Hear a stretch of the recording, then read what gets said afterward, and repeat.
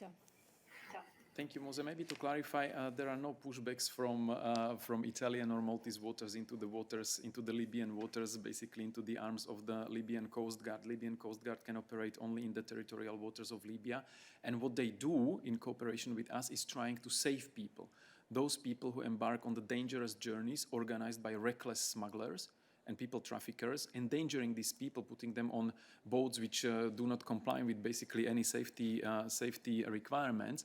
So these people are risking their lives embarking on this journey across the Mediterranean, and if such boats are spotted in the Libyan territorial waters, the Libyan Coast Guard takes care of them.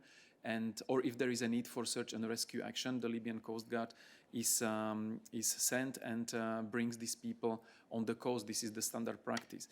Of course, I mean, Libya is not considered a safe country. I mean, look at the conflict there. We were discussing this not only yesterday, but we've been discussing it over the last few months, that the situation in Libya is really bad.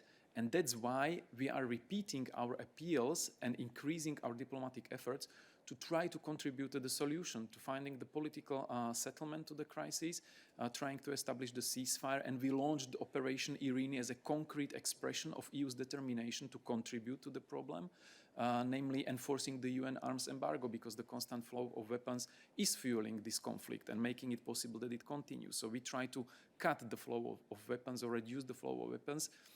That's on one hand contributing to the political solution, on the other hand the cooperation with the Libyan Coast Guard in saving people who are already on this dangerous journey.